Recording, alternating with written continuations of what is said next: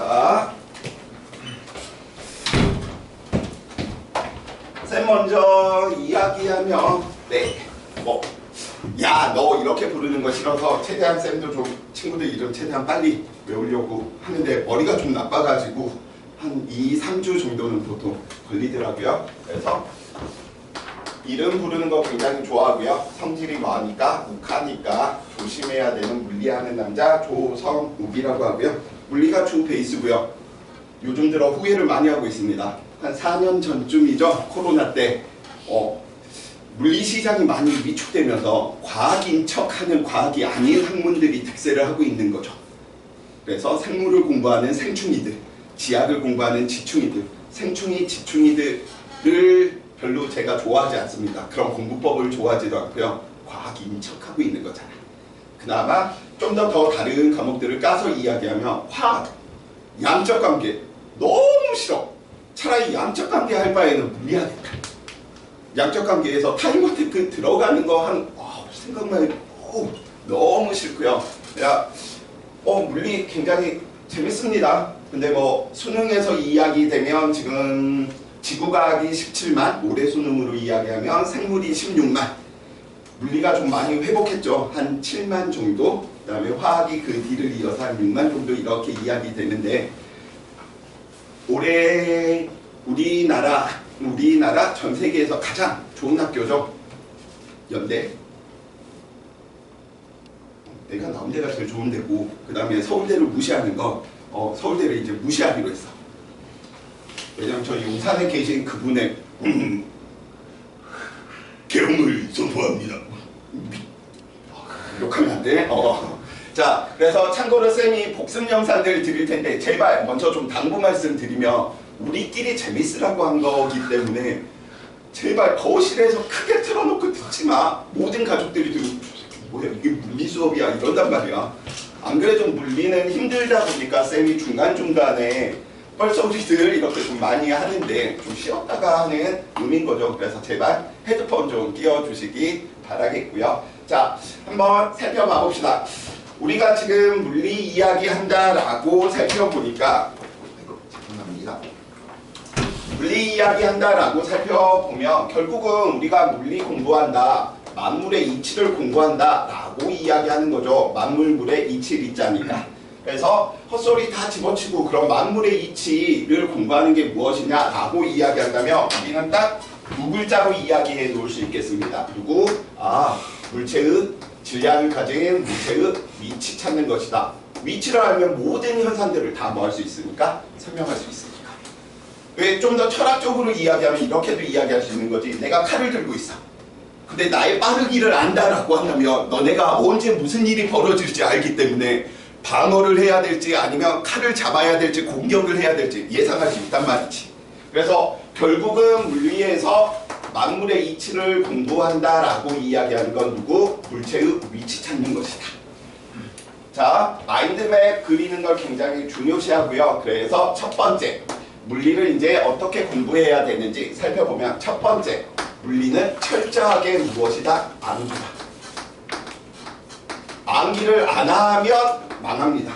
그래서 생물처럼 지구과학처럼 개념을 암기할 것들이 별로 없어. 뉴턴의 운동법칙, F는 MA 여기서 모르는 친구들이 어디 있어? 다 알고 있는 거지. 그치? 개념은 심플한데 응용이 너무 많이 되다 보니까 이 암기를 예제 부분들로 친구들이 암기를 해주셔야 돼. 그래서 공부하실 때 딱 보면 얘가 물리의 하수구나 얘가 물리의 고수구나를 딱 볼 수 있는 게 문제를 막 열심히 읽으면서 읽으면서 풀고 있잖아. 얘는 하수야. 그리고 이야기한다. 문제 막 읽고 무슨 말인지 모르겠어요. 그래서 노력을 해서 한 번 더 읽어. 근데 문제 어떻게 풀으라는 거죠? 문제 못 풀겠어요. 이렇게 이야기. 왜? 하수니까.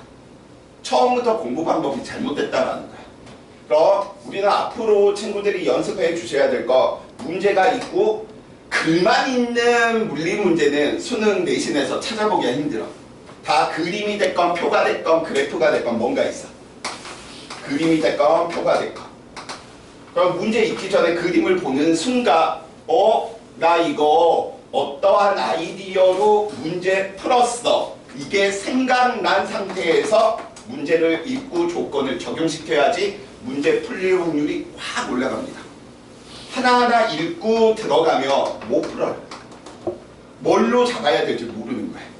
그래서 예제들을 최대한 많이 암기하시고요. 앞으로 친구들이 대학을 가셔서 이과 쪽이다라고 이야기한다면 이과에서 물리를 안 해도 되는 단 하나의 학과가 있는데 그게 그지 같은 수학과죠. 하찮은 수학과에 전공하는 애들은 물리를 안 해도 돼. 그냥 수학이다 해 하면서. 네, 수학을 제외한 나머지 모든 이과 계열에서 물리가 필수입니다. 그렇기 때문에 일반 물리까지는 다 이 방법으로 공부를 친구들이 해두시면 굉장히 많이 도움을 받을 거예요. 그래서 보통 우리가 서웨이나 할리데이 일반 물리학들을 대학에서 많이 쓰는데 할리데이 예로 이야기하면 얘 할리데이 예제 문제야. 그 대표적인 예제 어떻게 풀었는지가 기억이 나야 돼. 그림을 보는 순간. 그런 식으로 암기를 해주시기 바라고요. 두 번째죠. 우리는 두 번째로 이야기하며 저는 비겁한 변명을 하는 친구들이 있습니다. 어떤 변명이냐? 저는 수학을 못해서 물리는 너무 어려워요. 이건 그지 같은 비겁한 변명이야. 차라리 그냥 물리를 못한다, 안 한다라고 이야기를 하지 수학 핑계 대지 마세요. 그래서 수학하고는 전혀 다르다. 수학 못해도 물리는 잘할 수 있다라는 사실입니다.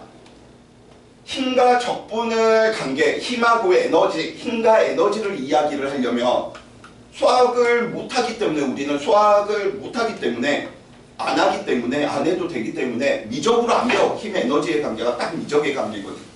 힘을 적분하면 에너지가, 에너지를 미분하면 힘이거든. 그냥 안 배워도 된다니까. 다른 이해 방법이 있습니다.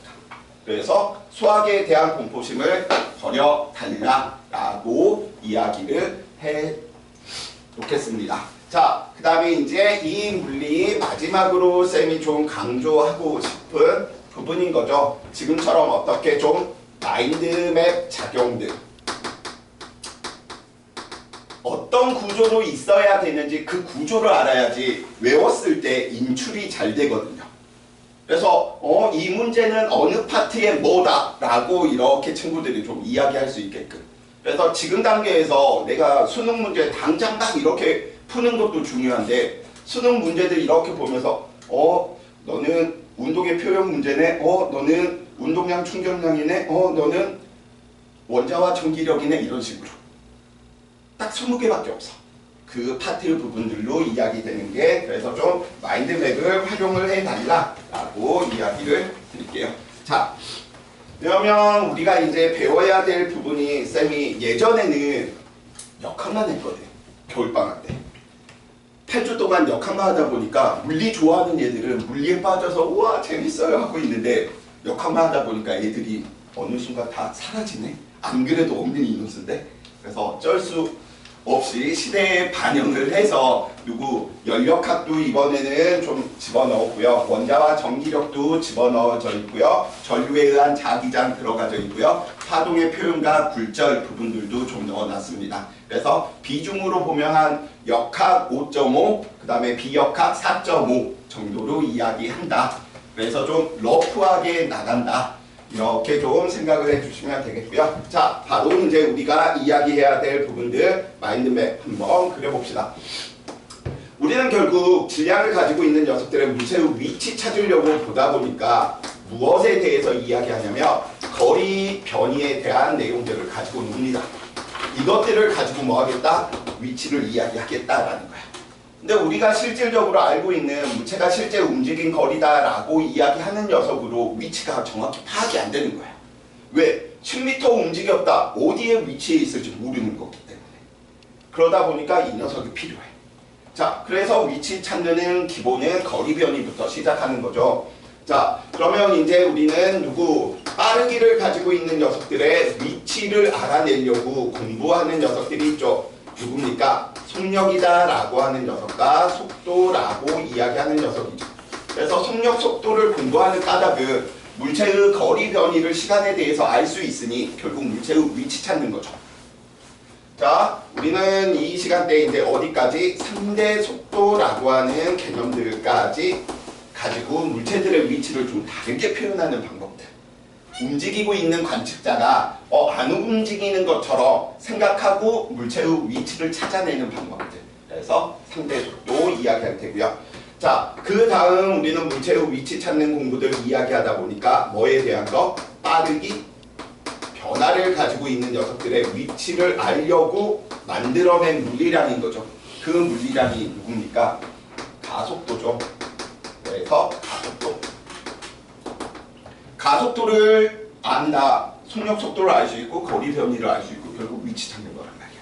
그래서 가속도를 구해라. 아, 물체의 위치 찾는 거구나. 이런 식으로 친구들이 생각을 해주시면 됩니다. 근데 이 가속도는 너무 폭넓어. 진짜 제일 어려운 운동이야. 그러다 보니까 너무 어렵기 때문에 우리는 어디에 대해서 가속도가 일정한 등가속도 운동만 범위로 하자라고 이야기를 해서 등가속도 운동에 대해서 공부를 합니다.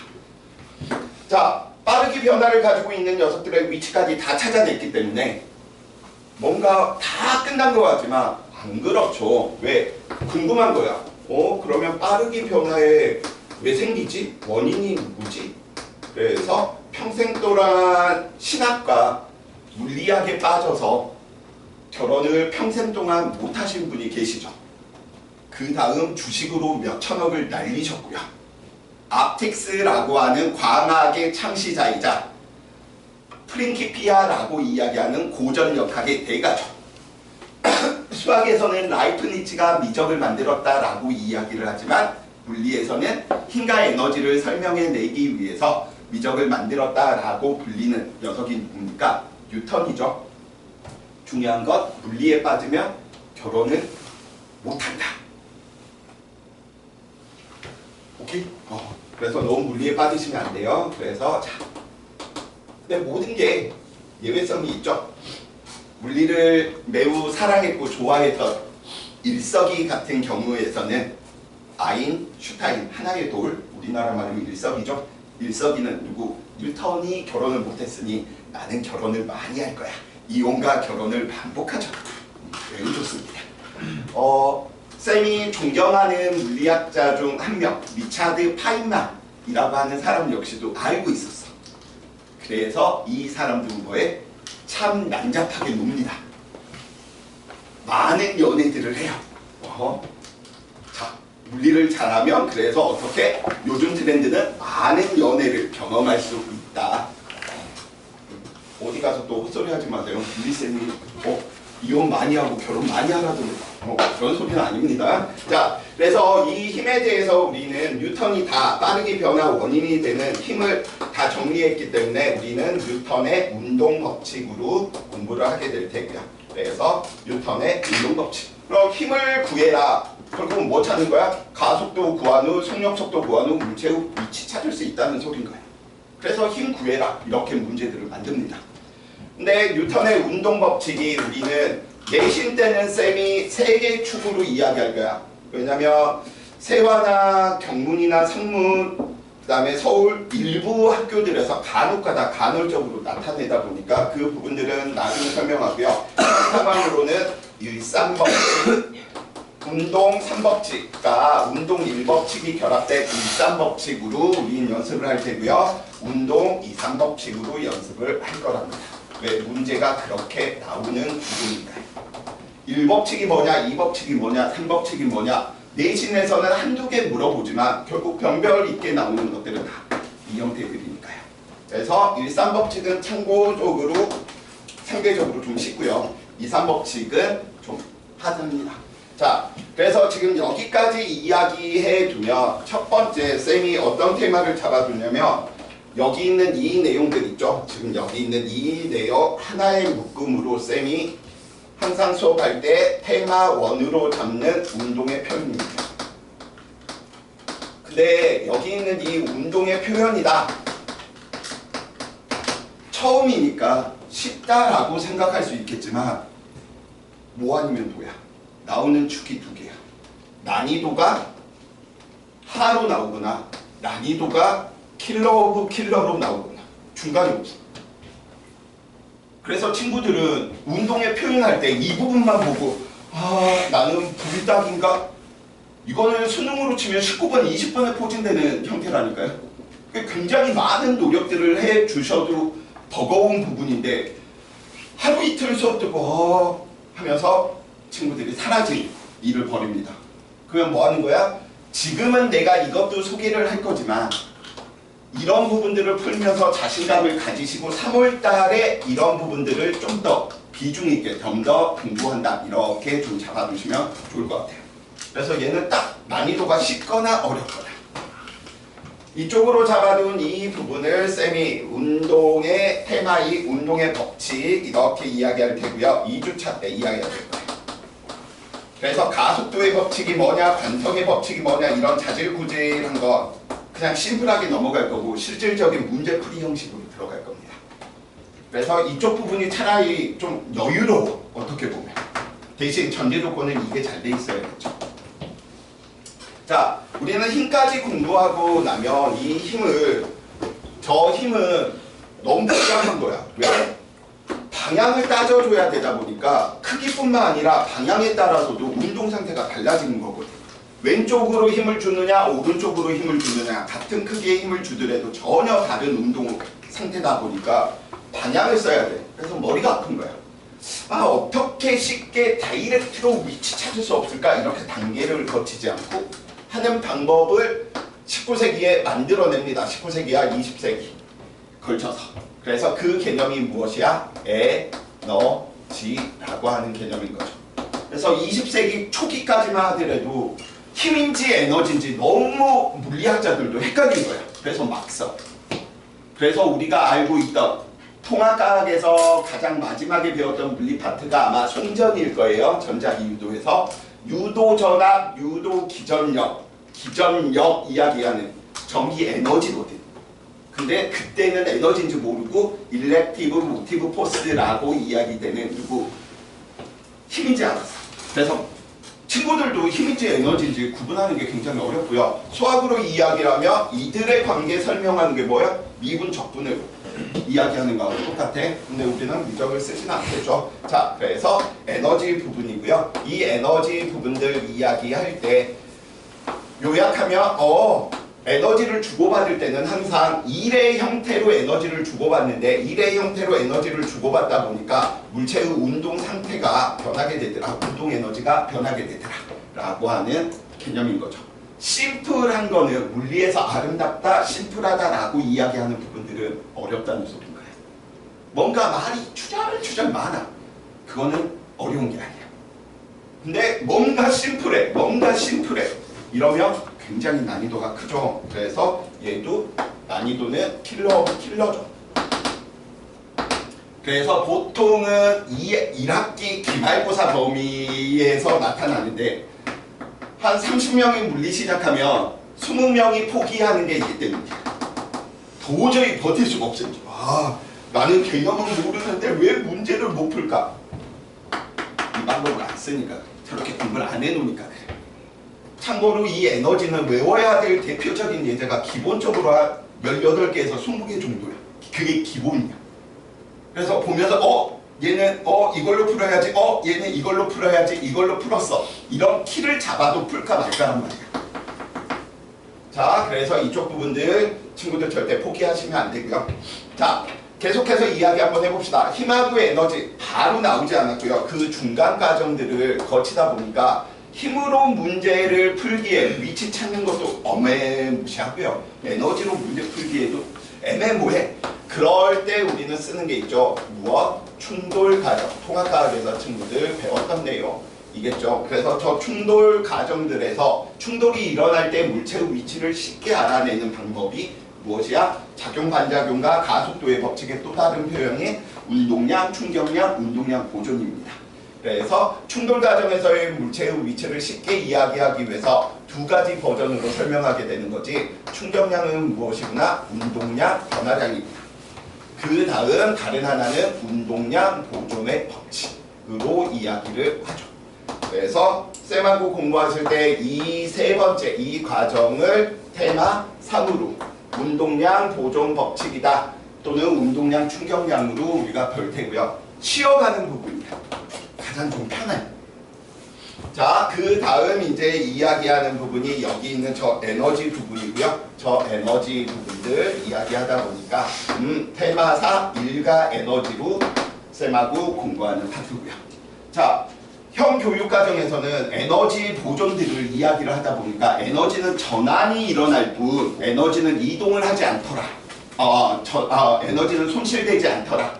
총합이 일정하더라 라고 하는 에너지 보존들을 설명하다 보니까 에너지가 전환될 때 항상 나타나는 에너지가 있네. 엔트로피가 가장 큰 에너지야. 그래서 모든 에너지들이 전환할 때는 이 에너지가 꼭 발생해. 왜? 무질서가 가장 큰 에너지니까. 그러다 보니까 그 에너지의 이름은 뭐야?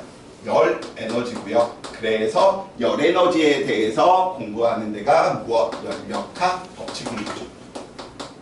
그래서 열역학 법칙. 이것도 수월해요. 충돌 정도의 난이도야. 단독 포스로 이야기해요. 그래서 확실하게 얻을 수 있는 포인트들이 있거든요. 일삼법칙, 충돌, 열역학 법칙. 어느 누구나 다 할 수 있다라는 거지. 자, 지금까지는 위치를 이야기할 때 힘의 관점에서 위치 찾는 것과 에너지 관점에서 위치 찾는 두 축으로 이야기했는데 물리 역사상 산 또라이가 나타납니다. 그 또라이의 이름이 누구야? 일석인 거죠. 아인슈타인. 그래서 아인슈타인은 이 위치를 찾는 걸 쉽게 이야기하면 이거죠. 뉴턴의 입장에서 중력을 받아서 얘 가속도가 얼마 되기 때문에 몇 초 후에 얘는 여기에 위치해 빠르기가 얼마야 이런 것들을 다 예상을 한단 말이야. 그런데 새로운 또라이 우리의 누가? 일석이는 결혼도 못한 놈이 거짓말하고 있어. 중력이 잡아당기는 거 그거 중력했어? 모르잖아. 그래서 바꿔버립니다.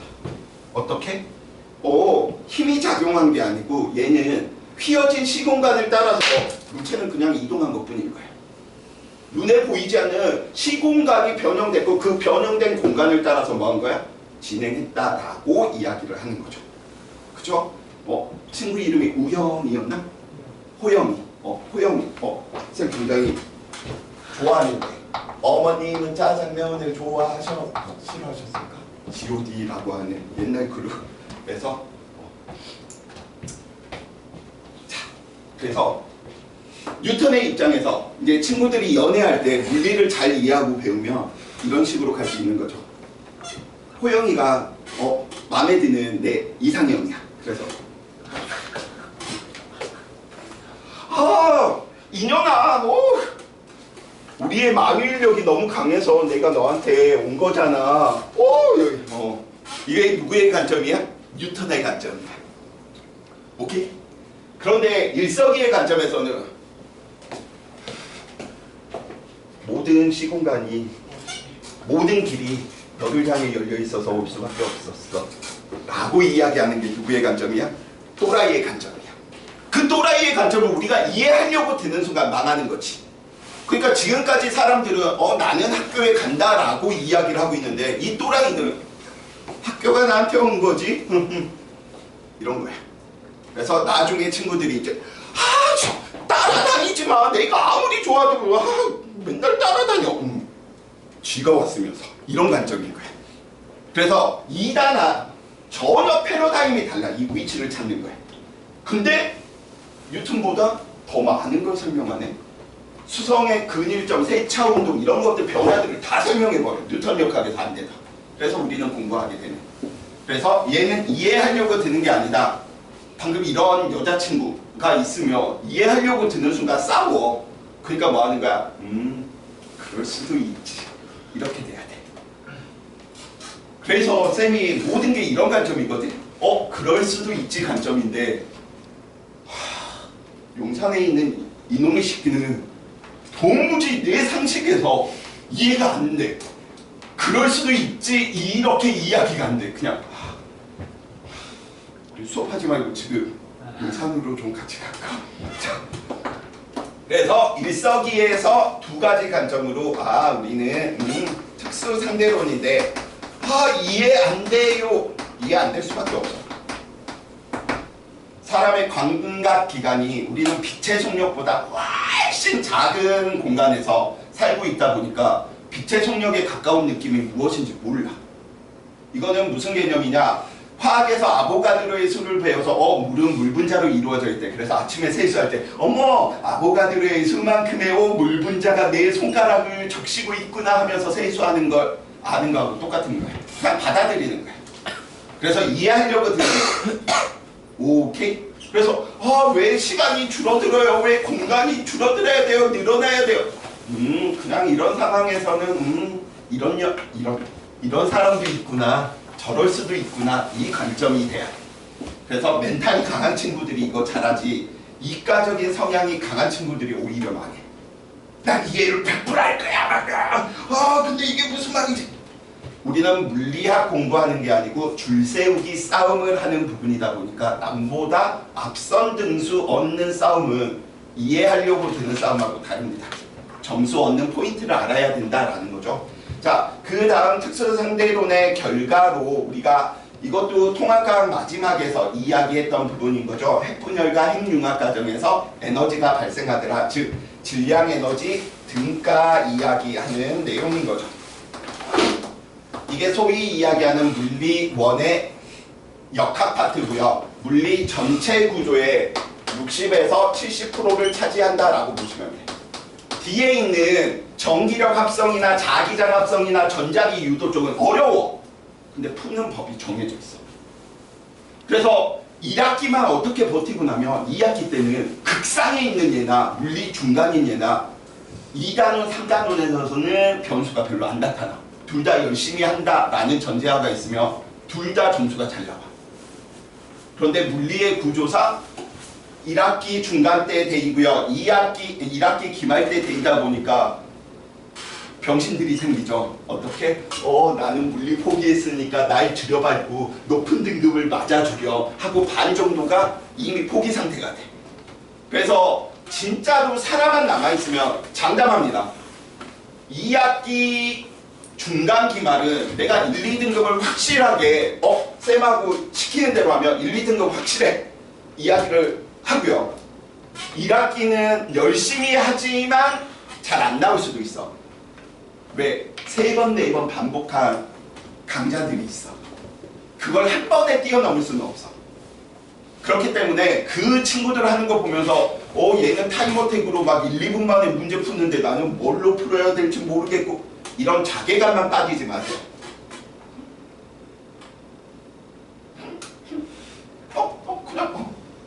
그래서 어쩌라고? 난 물리 좋아해. 봉신, 문제만 잘 풀면 다 아니야? 나도 잘 풀 수 있거든. 이런 마음가짐이 중요합니다. 1학기가. 근데 멘탈이 약해서 친구들이 다 아니야 날 밟아줘 하면서 다 밑으로 가는 거죠. 지금 여기에 이제 여러 학교들이 섞여서 이야기하지만 그러니까 한 학교로 이야기를 하면 또 뭔가 친구들이 오해할 수 있으니까 하나의 예로 이야기하면, 예를 들어 쌤이 휘문고라는 고등학교도 수업을 하거든요. 근데 어디 가나 어떤 학교를 가나 영재학교 수업을 하나 수능 수업, 내신 수업을 하나 다 똑같습니다. 물리는 한 30에서 적으면 30%에서 많으면 50%가 이미 날 밟아줘. 처음부터 안 해. 할 생각도 안 해. 제발 그러지 마. 얼마나 자존심 상해. 내가 두드려 맞더라도 뭐 하게 되는 거야? 더 때려봐. 안 아픈데. 상대방 질리게 하는 미친 또라이 짓을 좀 해줘야 돼. 그런 학문입니다. 그래서 수능으로 이야기하면 얘도 여기에서 한 문제, 여기에서도 한 문제. 자, 그래서 지금 우리 쌤하고 이야기하는 거 테마 1, 테마 2, 테마 3, 테마 4, 연력학, 테마 5 이것만. 왜냐면 얘는 이야기하면 밑도 끝도 없이 가지만 내신 때 반짝 쫙 당겨도 이건 충분하거든요. 그래서 이렇게 이야기되고요. 이게 60, 70%인데 수능 문제로 따지면 운동의 표현에서 한 문제, 운동의 법칙에서 한 문제 한 문제씩 두 문제, 그 다음에 충돌에서 운동량 충격량 한 문제, 운동량 보존 한 문제, 그래서 얘 두 문제, 에너지에서 한 문제, 연력학에서 한 문제, 상대성, 질량 에너지 등가에서 두 문제. 그래서 2, 3, 4, 6, 8, 9 20개 중에 9개 포진인데 해야 될 내용은 절반 이상이라는 거예요. 어렵다라는 거죠. 그럼 전략적으로 친구들이 접근하세요. 처음에는 나 이런 부분들 점수 맞으면 되겠구나, 이런 부분들 맞추면 되겠구나, 이런 부분들 맞추면 되겠구나, 이런 부분들 맞추면 되겠구나. 그냥 이렇게만 하더라도 나중에 공부할 양이 줄어들거든. 근데 스트레스를 이런 데서 받아가지고 이런 부분들을 받고 포기하자. 나는 그냥 짓밟히는 게 편해. 날 밟아줘. 날 밟고 높은 등급을 향해 친구야 가려. 제발 하지 마세요. 자, 그래서 전체적인 구조들 이야기를 했고요. 자, 이제 본격적으로 한번 쌤하고 같이 한번 봐봅시다. 자, 그래서 오늘 우리가 배워야 될 내용들이 거리 변이, 속력속도, 가속도 이야기되는 게 뭐야? 결국은 운동의 표현인 거죠. 자, 그래서 교재 부분들은 그냥 좀 참고하는 용도로 친구들이 좀 보시면 되겠고요.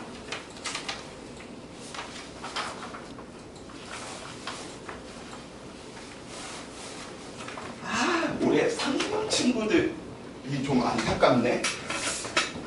1등급이 왜 안 나오지? 끝까지 2등급만 맞아가지고 쌤한테 욕먹은 친구들이 꽤 있던 친구들이 상무였던 것 같아요.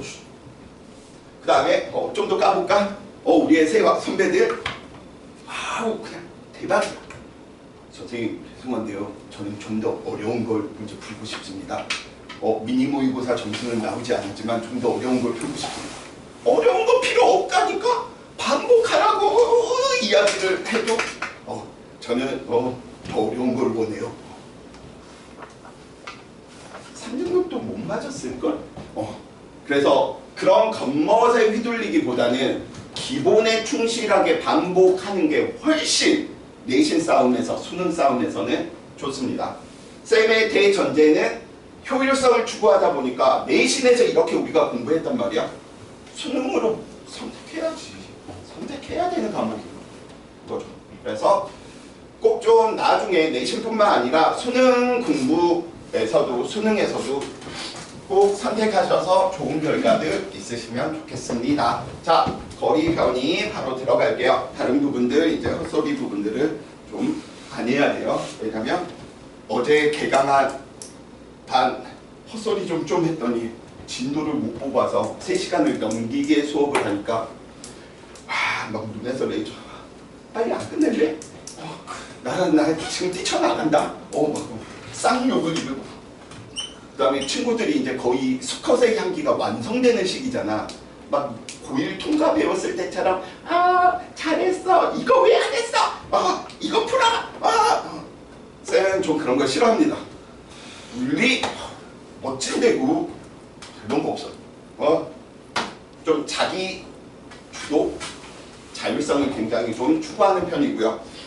그래야지 효과가 좋은 거죠. 물론 클리닉 시간을 잡으면 그거는 강제적이다라고 이야기를 했죠. 왜요? 나 혼자 나와서 혼자 어떤 걸 좀 있으면 심심하잖아. 질문이라도 하나 받고 막 이렇게 있으면 즐겁지만.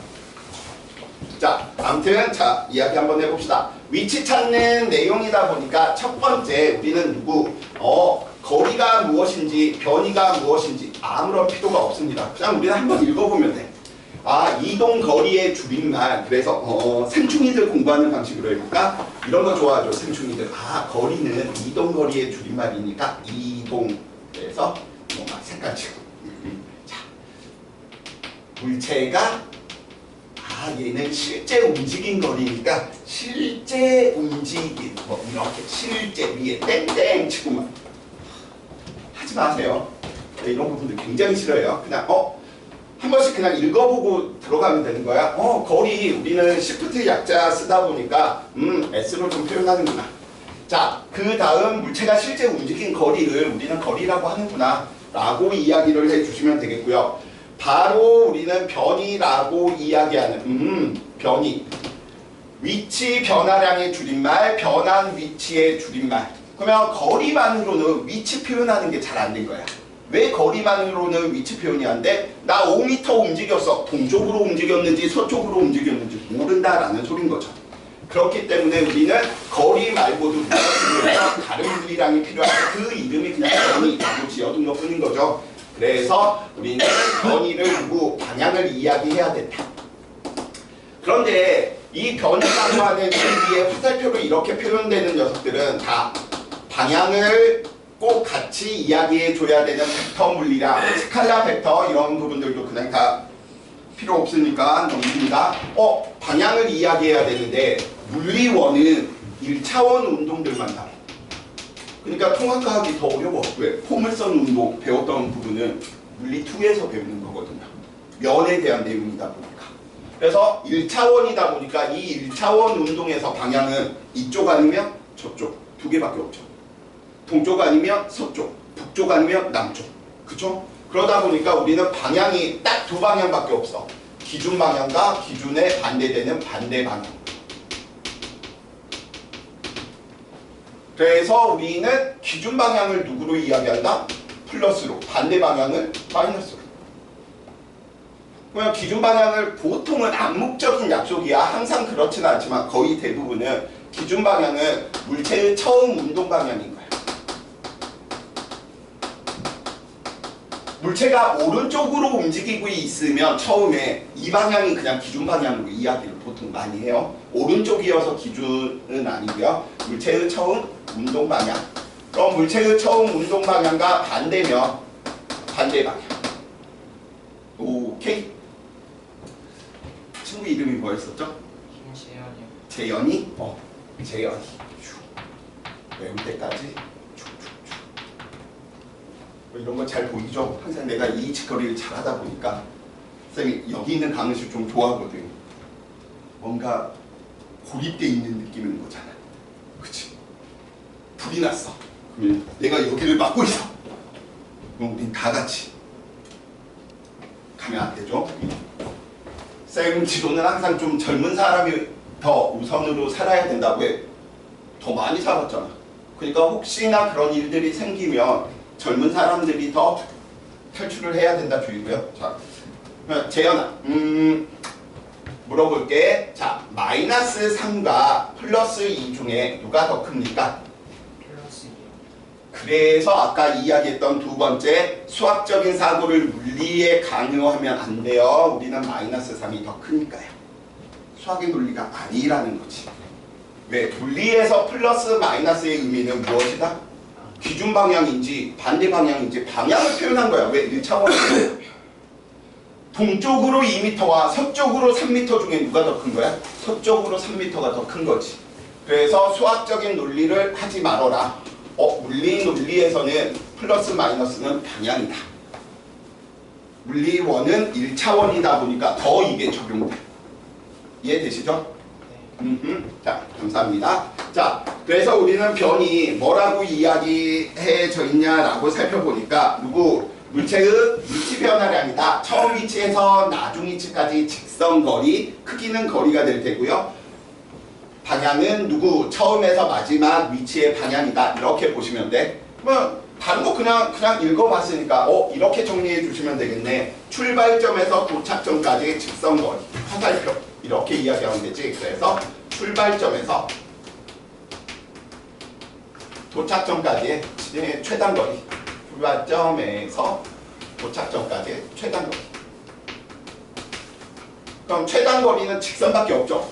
우리는 비유클리드 기하학을 배우는 게 아니기 때문에 평면에서만 배우다 보니까 삼각형의 내각이 180도인 부분만 이야기하니까요. 자, 도착점까지 최단거리. 직선거리. 방향은 출발점에서 도착점까지의 방향. 그러다 보니까 우리는 화살표로 표현하면 되는 거지. 다음과 같이 물체가 이렇게 이야기가 된다라고 이야기를 한다면, 그죠? 물체의 실제 이동거리는 얼마만큼? 8m겠지만 출발점에서 도착점까지 직선거리, 방향은 오른쪽이고요. 얘는 얼마? 2m구나. 너가 누구구나? 변이구나. 자, 그래서 거리와 변이 이야기했고요. 자, 거리와 변이의 관계들을 친구들이 이제 머릿속에 넣어두셔야 되는 거지. 거리와 변이가 같을 때는 무엇이야? 운동 방향이 변하지 않았다는 사실인 거죠. 왜냐면 운동 방향이 변하지 않으면 지금 이 녀석 오른쪽으로 8m고요. 이동거리도 8m고 최단 거리도 8m가 되겠지. 변이도 8m가 되겠지. 그래서 거리 변이가 같다. 뭐라? 운동 방향이 변하지 않았네. 거리가 변이보다 뭐하다? 크다라고 이야기를 한다면 운동 방향이 변했네. 오히려 이런 정의들보다 이런 게 문제 푸는 포인트가 되는 거죠. 그래서 이것들을 바탕으로 우리는 운동 방향을 이야기를 하고 위치를 이야기해 놓을 수 있다. 그래서 오늘의 하이라이트가 나와요. 어떻게? 의, 드, 브, 흐를 항상 달고 다녀야 돼. 이 의드부는 뭐야? 운, 동, 방, 향의 초성. 쓰기 귀찮아서 말하기 귀찮아서 쌤이 의드부흐 이렇게 이야기하면 잘 외우라는 뜻인 거지. 중화반응 얼마 전에 시험 범위였을 테니까 그래서 지시약 색깔 외울 때 BTB 중성 무슨 색? 태영아? 초록색. 오 대단한데? 오씨.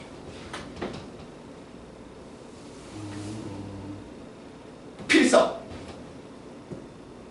고생대 중생대 신생대 고생대.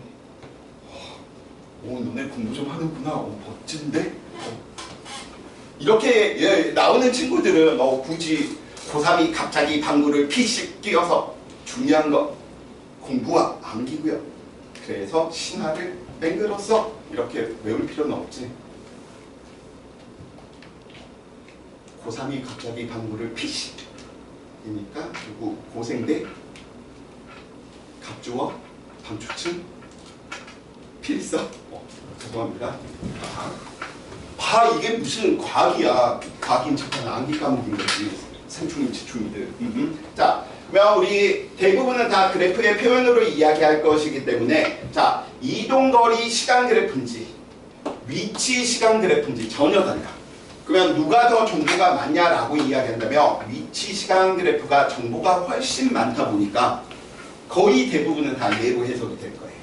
자, 갑니다. 그래서 이동거리 시간 그래프에서는 운동 방향을 알 수가 없어요.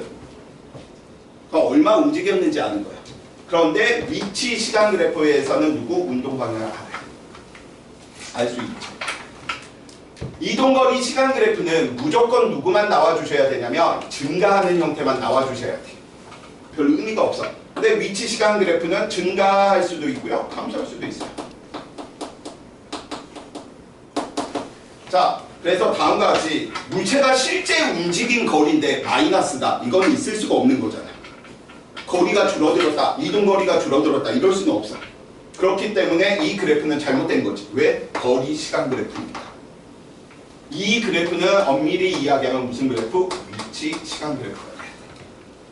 그죠? 자, 아까 쌤이 물리 공부하실 때 친구들한테 강조했던 것들 좀 기억을 해주시면 좋을 것 같아요. 마인드맵 강조했었고요. 수학적인 공포 없애라 라고 이야기했고요. 수학적인 논리 쓰지 말아라 라고 이야기를 했고요. 암기하라고 했었지. 하나 더 요구하면 이미지화 그리는 거.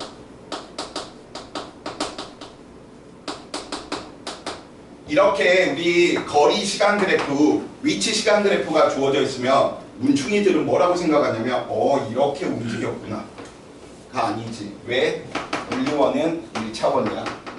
그러니까 이런 부분들을 보면서 머릿속으로 또는 처음에 연습할 때 얘는 오른쪽으로 갔다가 이 시간대에 왼쪽으로 갔다가 다시 오른쪽으로 이렇게 진행하고 있구나. 이런 식으로 계속 이미지 그리는 연습들을 즐겨 하시기 바랍니다. 그래야지 복잡한 문제들이 이미지를 그리면 쉽게 보이는 경우들이 꽤 많거든요. 그래서 이미지와 연습도 더불어서 같이 해주시기 바라고요. 자, 거리 변이 예제 한번 이야기 한번 보면서 살펴봅시다. 이것도 읽기 전에 먼저 확인하는 거야. 위치 시간 그래프네. 그래서 우리 이거 이미지를 그려보니까 얘는 0에서 6초까지 계속 기준 방향 오른쪽이라고 이야기하자.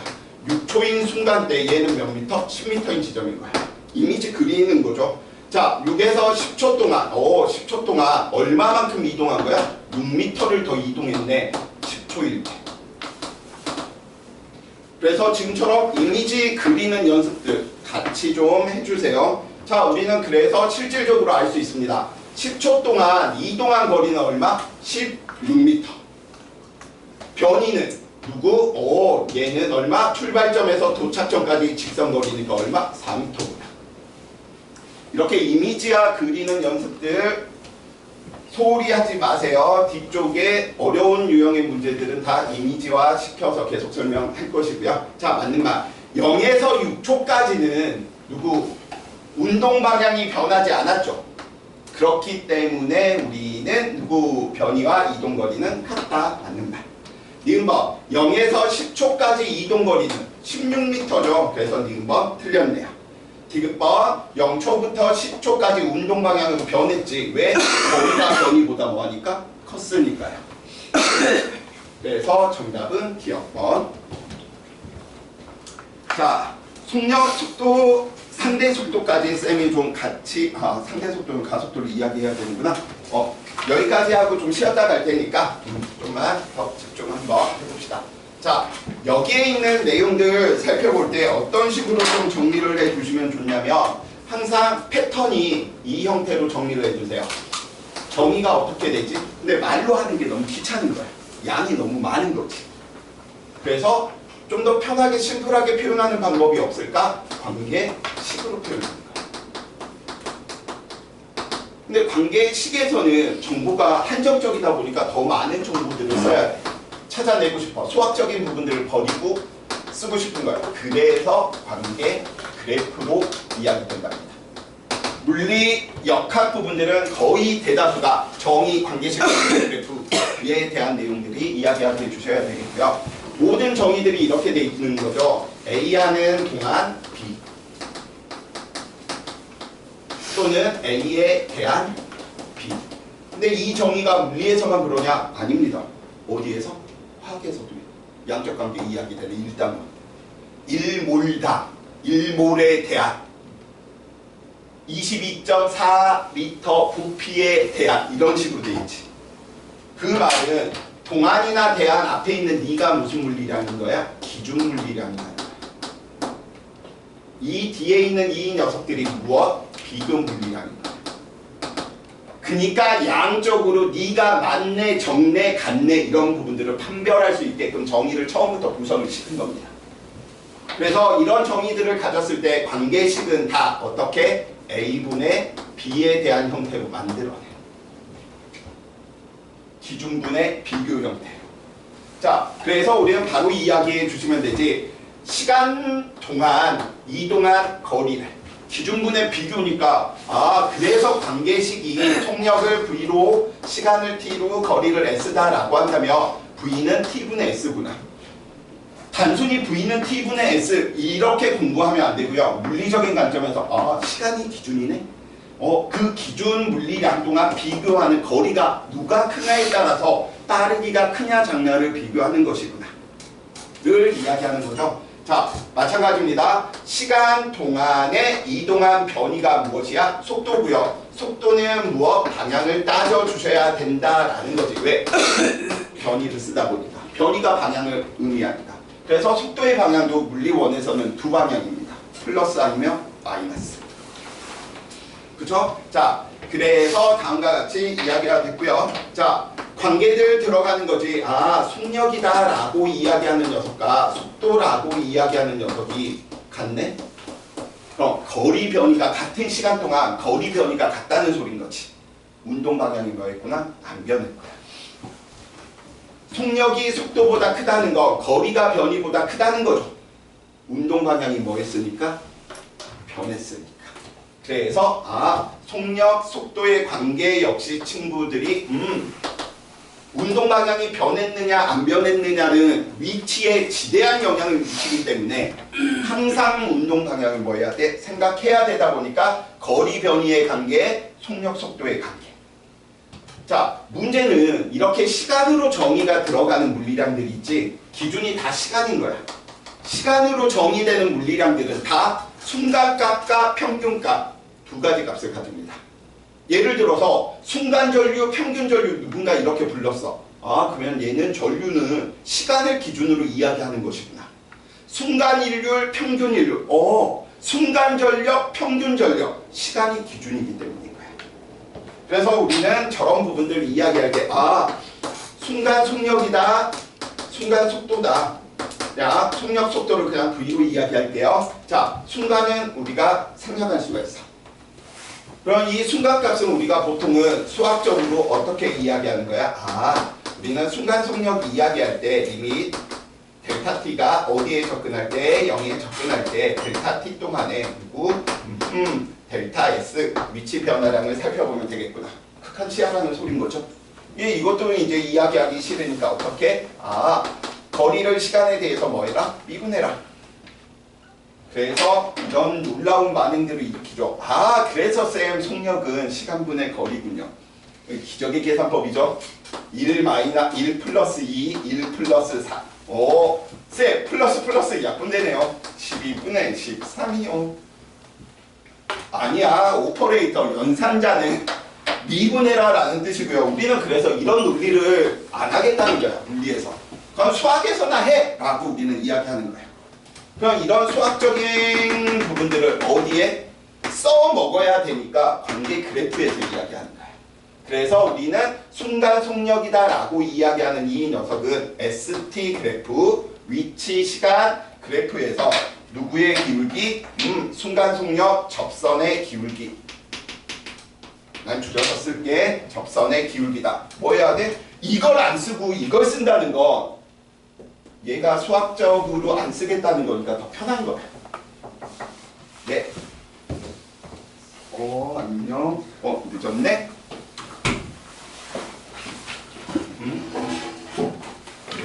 자, 그래서 우리는 ST 그래프에서 접선의 기울기, 위치 시간 그래프에서 기울기가, 접선의 기울기가 무슨 값을 원하는구나? 접선의 기울기가 순간 속력들을, 속도들을 의미하는구나. 자, 계속해서 살펴봅시다. 우리는 평균 속력, 속도라고 이야기하는 부분들. 물론 이 평균 속력하고 속도가 같은 경우는 언제겠어? 운동 방향이 안 변했을 때지. 그러면 거리 변이가 같을 테니까. 그렇죠? 근데 만약에 운동 방향이 변하면 평균 속력이 평균 속도보다 크겠지. 자, 우리는 보통 평균값을 이야기할 때는 평균은 생략하면 안 되고요. 기호로 표현하면 위에 바로 직선 하나 그려서 표현하는 거죠. 수학적인 의미로 살펴보니까 얘는 델타 t 동안에 얼마만큼 총 걸린 시간 동안 총 이동한 거리에 대한 문제이다 보니까 임의의 시간, 나중 시간을 t2, 처음 시간을 t1이다 라고 한다면 그 시간 간격 동안 물체의 위치 변화를 우리는 이야기하면 되겠구나. 별로 의미가 없어. 그래서 우리는 이것도 잘 안 써. 그럼 우리는 이제 뭐라고 이야기할 거야? 평균 속력은 위치 시간 그래프에서 누구의 기울기? 두 점의 기울기. 이야기해 주시면 되겠다. 자, 그래서 여기에 있는 내용들이 다음과 같이 표현되어 있는 거죠. 그 다음 페이지. 그래서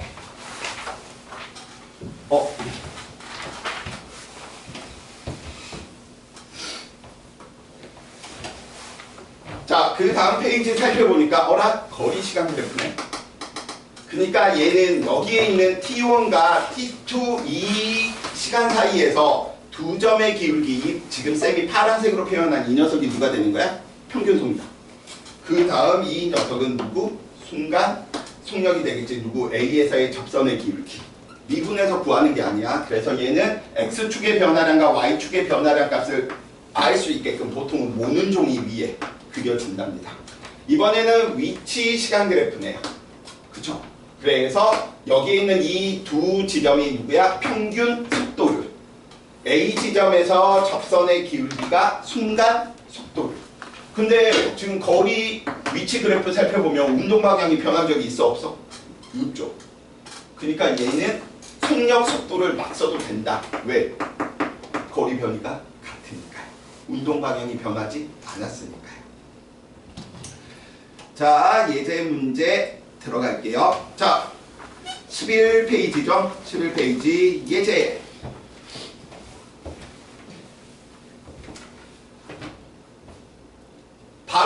이야기합시다. 운동 방향 언제 변했지? 얘 1초일 때 변했네. 그래서 얘도 우리가 이기면요 0에서 1초까지 오른쪽으로 이렇게 가다가 1에서 3초까지 어느 쪽으로? 원 지점까지는 못 왔어. 그 다음 누구? 2점 몇 초 될 때부터 다시 오른쪽으로 찍 하고 가고 있네요. 그러니까 얘는 쭉 이렇게 지금 운동하고 있는 거지. 이 경로를 따라서 운동하는 게 아닙니다. 계속해서 이미지 이렇게 그려주세요. 자, 운동 방향이 그럼 1초 때 한 번 변했고 이 P 지점에서 한 번 변했구나. 2번 변했구나. 그래서 니은 틀렸지. 0에서 6초까지 몇 번 변했으니까 2번 변했으니까요. 1에서 4초까지 물체의 평균 속도니까 1에서 4초까지의 물체의 평균 속도 위치 시간 그래프네요. 그러면 우리는 뭐 하면 돼? 그래프 주어져 있으니까 그래프에서 바로 해석하면 되겠지. 2에서 4초 동안 누구? 두 점의 기울기를 구하면 되겠구나. 그래서 두 점의 기울기 X축의 변화량 4, Y축의 변화량 2네요. 그래서 크기는 3분의 1 맞는 말이 될 테고요. P를 지나는 순간 물체의 순간 속력 여기 있는 이 녀석 기울기 접선의 기울기 구해달라는 거지. 하나 둘 셋 네 칸 네 칸 세 칸이네. 그래서 순간 속력 속도는 막 써도 돼. 방향이 필요가 없어. 늘 같을 수밖에 없으니까. 그래서 4분의 3 정답은 0만 정답이 되겠네요. 가속도까지만 좀 이야기하고 네 갑시다. 쉽시다. 네, 1시간도 안 됐잖아. 1시간 살짝 넘었네. 가속도까지만 딱 하고 시작. 10분 쉬었다 갈게. 조금만 힘내요. 자, 뭐 우리 다 아는 내용이잖아. 지금 여기 모르는 것들은. 자, 가속도 부분도 마찬가지입니다. 정의, 관계식, 관계 그래프야. 그러다 보니까 첫 번째 이 가속도에 대한 정의 부분들을 살펴보다 보니까 누구 관계식을 보면서도 친구들이 유추할 수 있어. 시간 동안의 속도 변화량이구나. 그래서 시간 동안의 속도 변화량이다 보니까 이 녀석이 관계식으로 만들어지다 보니까 관계식으로 이야기하다 보니 우리는 엑셀레이트 가속도를 A다라고 이야기한다면 시간 동안의 속도 변화량 변화량은 항상 나중값에서 처음값을 빼주는 거죠. 가속도 역시도 늘 방향을 같이 이야기하는데 플러스 아니면 마이너스 두 가지밖에 없습니다. 1차원이니까요. 기준 아니면 반대겠구나. 그래서 변화량의 값 살펴보니 누구 나중 속도를 V라고 하고요. 처음 속도를 V제로다 라고 이야기한다면 다음과 같이 우리는 이야기가 되는 것이구나 라고 살펴보시면 되겠고요. 당연히 시간으로 정의가 돼 있다 보니까 순간 가속도와 평균 가속도 역시 똑같습니다. 그래서 얘는 이제 평균 가속도는 무슨 그래프에서 ST 그래프가 아니고 BT 그래프에서 누구의 기울기? 평균 값이니까 평균은 늘 두 점의 기울기가 되겠죠. 순간 가속도라고 이야기하는 녀석은 ST가 아니고 BT 그래프에서 접선의 기울기지. 순간값들은 다 접선의 기울기. 근데 의미가 없어. 왜냐하면 교육과정이 무슨 운동만? 평균 가속도와 순간 가속도가 늘 같은 무슨 가속도? 등가속도 운동만 이야기합니다. 순간값과 평균값이 같으면 그냥 등을 붙이면 돼요. 그래서 등가속도 이야기를 해주시면 되겠다. 자, 등가속도 운동에서 친구들 5개념 부분들 많이 있으니 해결하고 넘어갑시다. 자, 원인결과 법칙에 의해서 가속도 A라고 할게요. 가속도의 방향과 힘의 방향은 어느 누가 뭐라고 해도 always 항상 같아 얘는.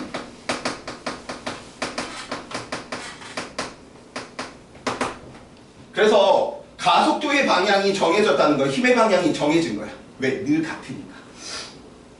자, 우리가 보통 뭐로 이야기를 하냐면 운동 방향.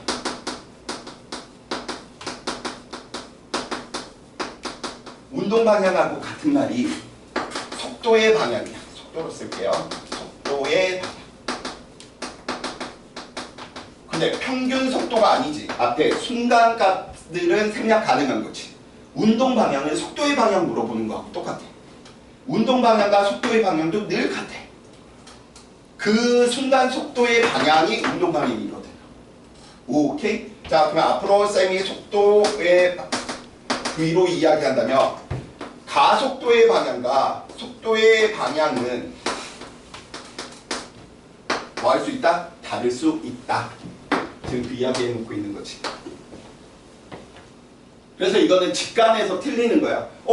힘이 나는 오른쪽으로 운동하고 있는데 힘이 왼쪽으로 작용하면 쌤 반대로 운동해야 되잖아. 그건 나중 일인 거고. 오른쪽으로 운동하는데 힘이 왼쪽으로 작용했다라고 한다면 오른쪽으로 움직이는 빠르기가 줄어드는 거지 바로 운동 방향이 바뀌는 건 아니니까요.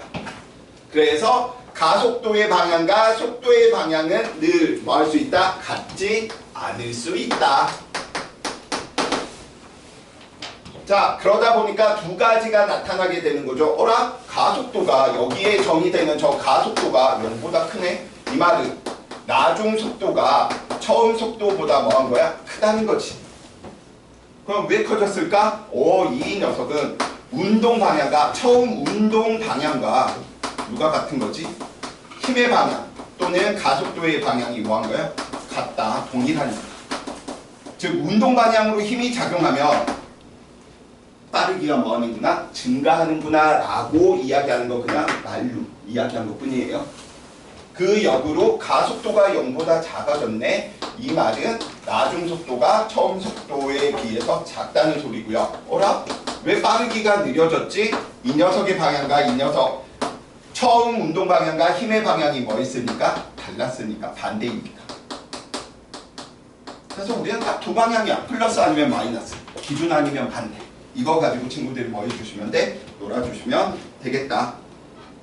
자, 예제의 이야기 한번 해봅시다. 다음과 같이 삐리삐리 있었는데 누구 10초 있었고요. 둘 다 무슨 운동? 가속도가 일정하다. 순간 가속도와 평균 가속도가 늘 같구나 라고 하는 사실인 거죠. A 녀석을 살펴보니까 10초 동안 속도 변화 20에서 10이 되었네요. 그래서 속도 변화량이 10이니까 가속도의 크기, 방향 다 필요하다면 1m/s 제곱이고요. 일부 학교들에서 이거 가지고 잘 놀아요. 지금 누구 구하라고 했어? 가속도 구하라고 했지. 1만 쓰면 틀렸다는 거야. 방향까지 같이 이야기하는 것들을 요구해. 이런 꼬롬한 짓을 하는 학교들이 어디가 있는데 지금에서 이야기를 하면 쌤이 학교 공격하는 부분이 되는 거니까 그거는 대신데 친절하게 알려드릴게요. 니네 학교는 이런 것까지 더 신경 써야 돼.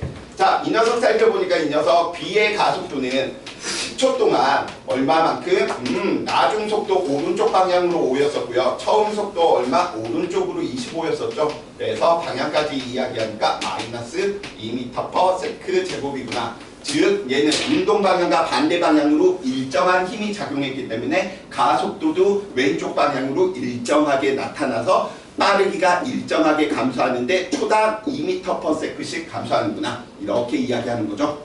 자, 이제 참고로 저 마지막 하나 이야기하는 거 여기에 있는 내용들 이야기하고 쉬었다. 진짜 쉬었다 할게요. 거짓말 안 할게. 자, 우리가 살펴봐야 될 때 첫 번째 공기저항 마찰을 무시한다라고 이야기한다면 첫 번째 가속도 이야기할 때 우리는 작용하는 힘이 오로지 중력밖에 없어. only.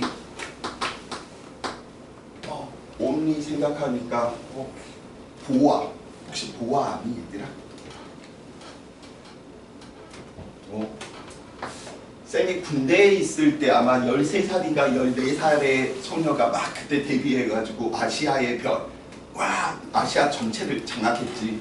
그러다 보니까 이 녀석 때문에 SM이 보아가 다 먹여 살려서 이렇게 커지는 일이 발생을 한 것이었고요.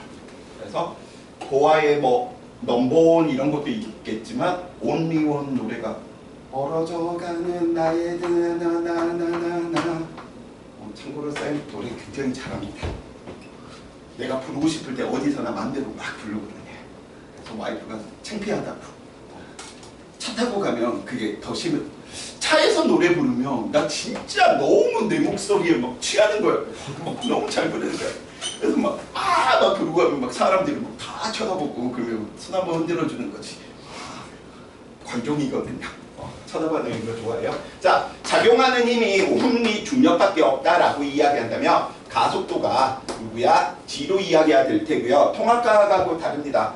꼬롬하게 9.8 이런 것들 안 써. 물리에서는 무조건 초당 10의 빠르기씩 빨라진다 라고 이야기를 해주시면 됩니다. 9.8로 쓰는데 단 한 번도 보지를 못했고요. 수능에서도 나오지 않습니다. 9.8은. 그래서 중력가속도고요. 두 번째, 우리가 많이 보는 녀석이 여기 있는 이 빗변일 텐데 이 중력 방향은 연진 아래 방향, 수평면과 수직인 방향 이렇게 이야기하겠고요. 빗면 아래쪽으로도 누구 알자, 힘, mg, 사인 세타가 나타나는데 그 부분들 그냥 지금은 모르셔도 돼. 나중에 타임어택 들어갈 때는 g 사인 세타를 이제 써먹으면 빨리 풀 수 있는 부분들이 있지만 그러면 빗변에서의 가속도는 얼마로 일정할 것인가? g로 일정한 것처럼 얘도 일정한데 누구 공기저항 마찰을 무시한다면 g 사인 세타로 일정하다라고 하는 사실은 친구들이 이야기해 주시면 되고요. 그래서 이 빗변이 90도면 누가 되는 거야? 저인각화할 때 가속도랑 같은 거지. 빗변이 0이 되면 사인이 0이 될 테니 가속도 있어? 없어? 없겠지. 힘이 0이 될 테니까. 그래서 중요한 건 얘가 10으로 일정하다면 얘도 누구? 일정하다. 그래서 빗변의 기울기가 다음과 같이 A 그 다음에 누구? B 이렇게 기울기가 정해져 있다라고 이야기를 한다면 우리는 B의 각도는 이만큼이고요. A의 빗변의 각도는 요만큼이다 보니까 둘 다 가속도는 일정해. 그렇기 때문에 누구? A의 가속도가 B의 가속도보다 크구나. 1번과 2번의 중요 특징들 있죠. 무엇?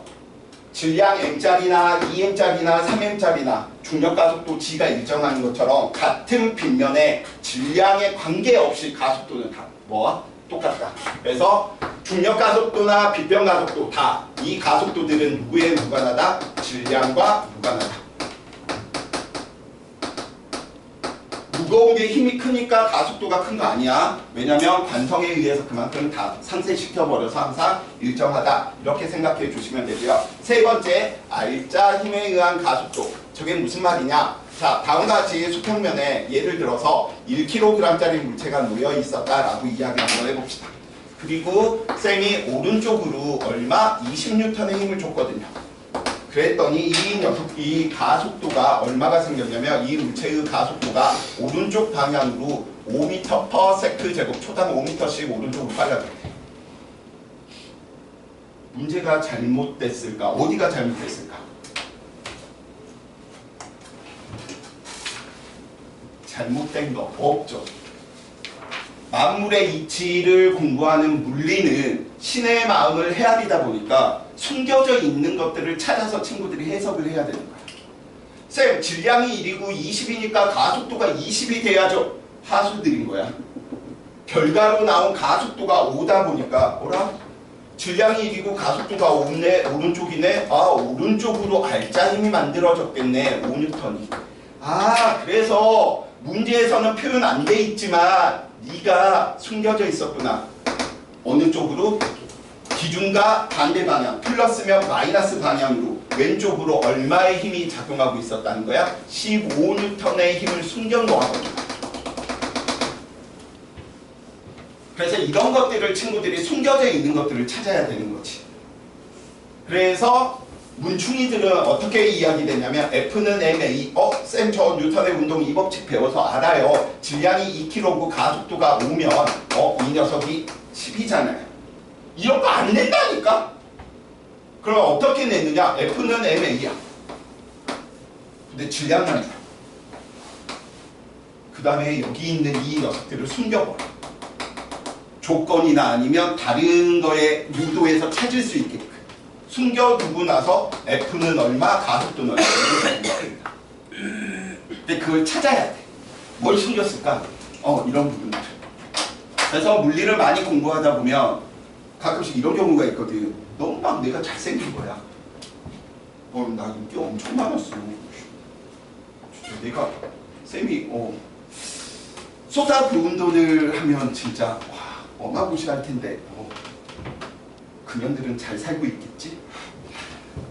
나의 피와 땀을 다 빼앗아 먹고 너 쌤 남들 떡볶이 사 먹고 이럴 때 절대 떡볶이 이런 거 다 스테이크 썰고 가방 선물해주고.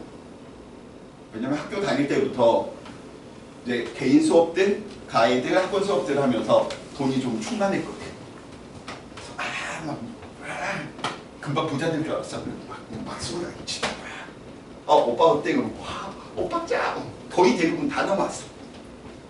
남들 걸어다니고 있을 때 오빠 차 뽑았어. 다리 아프지 빨리 타. 짱이지. 우리는 사랑하니까 손을 잡고 걸어요. 이 날씨에 손 잡고 걸어봐 딱이 맞아. 그래서 쌤은 친구들한테 하고 싶은 말이 공부하다가 받는 스트레스 굉장히 큽니다. 근데 이제 2년 남았잖아. 2년 후에 친구들의 몸값을 올리라고요.